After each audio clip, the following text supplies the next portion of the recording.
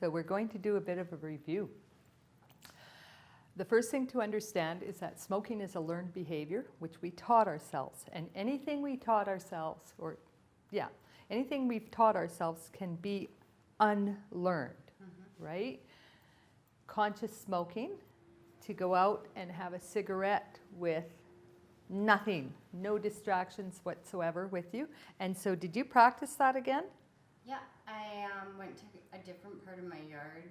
Like normally I have my little setup with a chair and everything, and I either bring like my phone or something to read, and I went to a different part of the yard and just kind of stood there and just smoked, and it was kind of like, it was boring a little bit, and all I really thought about was smoking because that's all I was doing.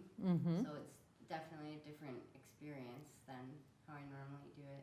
Okay, so did you enjoy it when you have no distractions and it's just you and the cigarette? Not to the same level. I enjoy it if I have other stuff going on.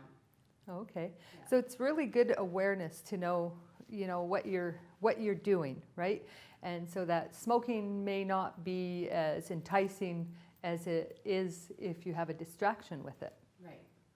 Okay, so then there's the connections to smoking. So we discovered that there are physical, mental, emotional, and spiritual connections to smoking, and we want to know what they are, because then we can let go of them. And it's really an important part of what we do in the process of eliminating all those connections so that you can move into that former smoker status and stay there, like maintain that stop.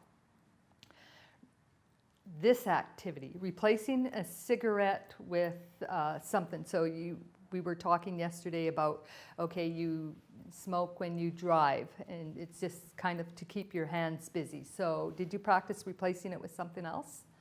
Yeah, I tried holding like a stone in my hand and playing with that instead of smoking every time I get in and out of the car, because that's what I tend to do no matter what the time has been in a store or something. So like instead of every single time I got it in the car and lighting up, I would like just drive to where I needed to be with something in my hands to play with. Okay, and how did it feel for you? Like, what was the difference? It felt fine because like I kept my mind kind of distracted because I was like playing with something else. Okay. With my hands, so yeah, it was good.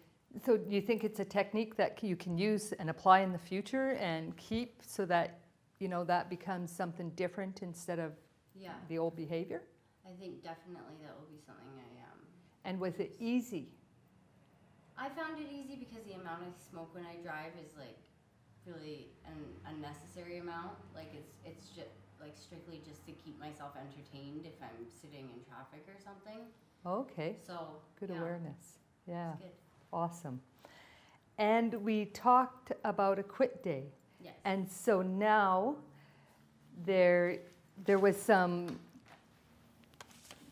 kind of anxiousness or whatever about the quit day because you had chosen June 22nd. And so now we discussed just a little while ago about choosing a different day that worked for you better, because this different day, which you chose, is more relaxing, because you said that you were going to be alone for a while. So do you want to explain that, or do you want me to explain that? Okay, so I'll explain this.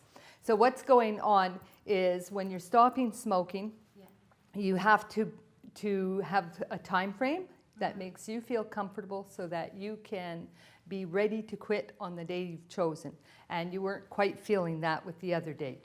And so now, choosing this different date, there's more comfort and ease in which to be able to do it, because you're going to be alone. So there won't be added stressors in there, like relationship. And so if you're feeling agitated, you're not going to take it out on your friend, right? So it's to make the stop smoking process as easy as possible. And yes, if you have to change the date, you have to change the date and make it easy for you. But also you want to be aware of that, is this a procrastination technique, and come July 1st, am I going to switch it to July 15th or July 30th? And to really be aware that that doesn't happen. Okay. So it's like I'm changing it just because this is going to be a lot easier for me on this specific, like there's a week where I'm alone and I know that I won't be getting as frustrated or upset, and it won't be affecting my relationship with anybody. Okay. So just to be aware of that. Yep. What I'd like to do now, Monica, is explain briefly our conscious mind, subconscious mind, how it relates with our body and the results we get in life. And this is just to help bring in more awareness about how this can be utilized in the stop smoking journey. Okay. So let's pretend this is our mind. Mm-hmm. This is our conscious mind, our subconscious mind, our body, and the results we get in our life. This is a concept from Thurman Fleet, who's circa 1934 roughly. Mm-hmm. He's a chiropractor in the US, and he found that he was getting a little bit frustrated with the medical system because they focused too much on the symptoms of a person's illness or what was going on for them, instead of going to the cause of what was going on.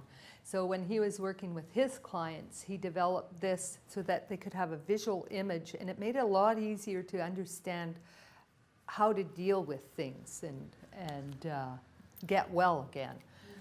So in the conscious mind, we have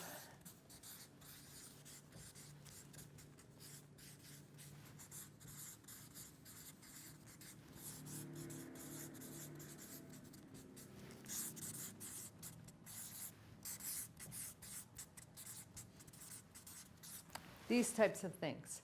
This is where we analyze, this is where we reason and rationalize, and our decisions and choices are made here, and we use our free will in the conscious mind. In the subconscious mind, we have feelings. This is where we hold our beliefs. We have our memories held in the subconscious, Mm-hmm. and experiences. And that's what happens in the subconscious mind. We can use our analytical thinking mind to reprogram or change the opinion, change the beliefs of what we hold to be true in our subconscious mind. And what will happen is it's kind of like a ripple effect where our body takes action to get us the different results. So if we have a non-smoker,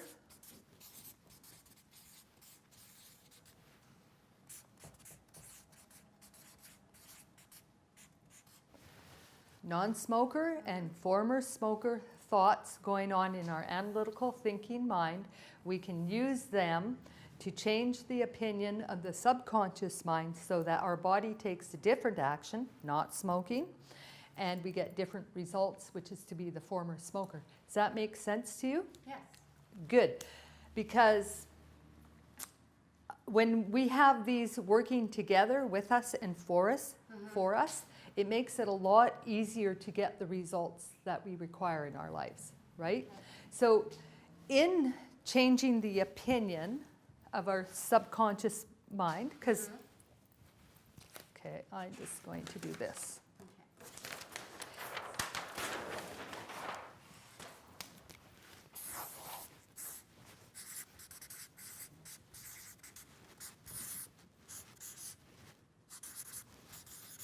Right now, this is what's the belief or the opinion of the subconscious mind, is that we're a smoker, right?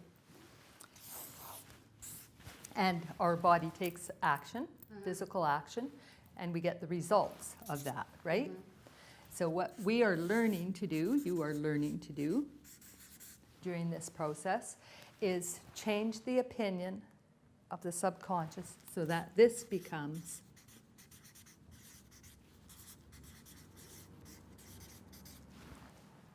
former smoker. So your physical body takes different actions, and this is former. So that's your results. You become the former smoker, right? So in order to create this from this, you use this conscious mind to start programming yourself to have the different actions that get you the different results. Does that all make sense? Yep. Good.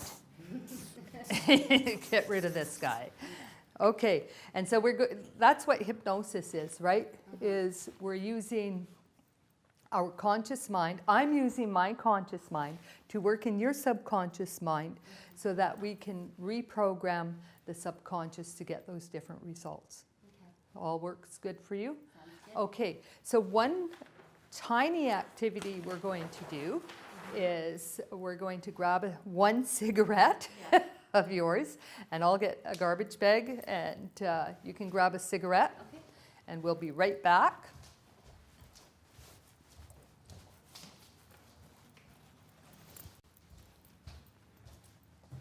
Okay, so there's your garbage can. Thank you. And so what this is all about is interrupting patterns, right? And starting to release the connections to smoking. So consciously, you took a cigarette, and instead of smoking it, you're going to break it apart.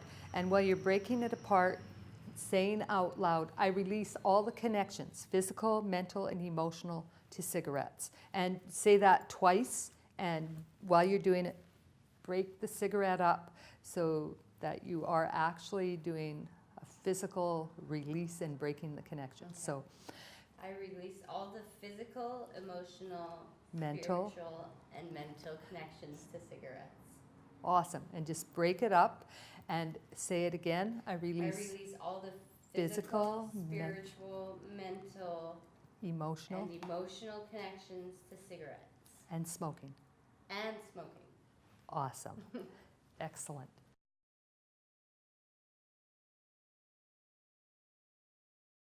So what we're going to do, Monica, is use a process where we can be aware of what has gone on in the past Okay.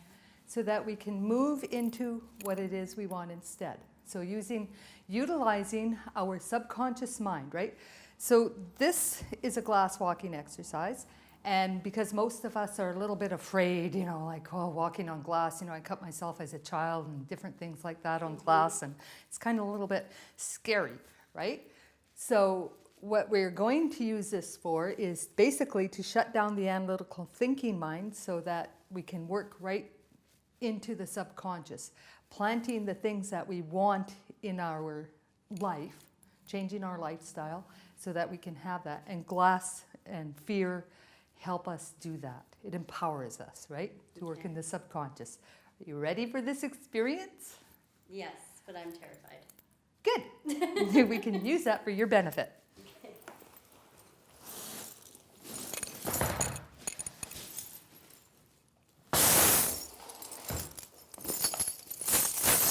Okay. Oh. What you're going to do during this activity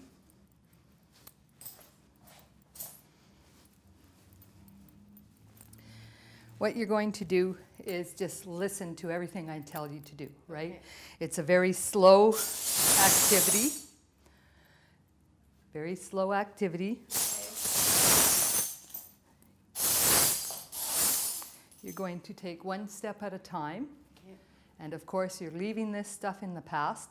And actually, I'd like you to take that off the wall Okay. and just like toss it behind you, or, scrunch it up, rip it up. I'm letting go of this, This is what I'm releasing. It's not a part of my life anymore. Awesome. So first I'm going to demonstrate how you're going to do this, okay? So it's all those things that no longer serve my highest good, I'm letting go of. And I'm walking into my future, right? Into my lifestyle of choice. So you put your foot on the glass and you just kind of feel it. And when you feel like, okay, that feels like a good way to do it, and my foot feels safe and comfortable, then you put your weight on it Okay. And you remember to breathe, and I'll remind you to breathe. And so I occupy my hands while driving, and I listen to audiobooks. That's what I do instead. When I'm angry or upset, mad, I choose to punch a pillow instead. I read a book in order to relax. I lay on the sofa and enjoy that. I express my happiness and excitement with friends and family. I play with my dog instead. And when you get to this end of this, and I'll be talking you through this, you lift up your foot and I'll wipe it off for you. Just so that there's no slivers. Oh, nice clean feet. Just so that there's no slivers, okay? So does this sound good to you? Yes. Okay. And should I read the whole list? No, Will I do it? we won't worry about reading the whole list, what Okay. we're going to do, because you would need like A 10 lot more of feet of glass. Yeah. But what this is going to, so you get to stand right at the end. Okay. Yeah.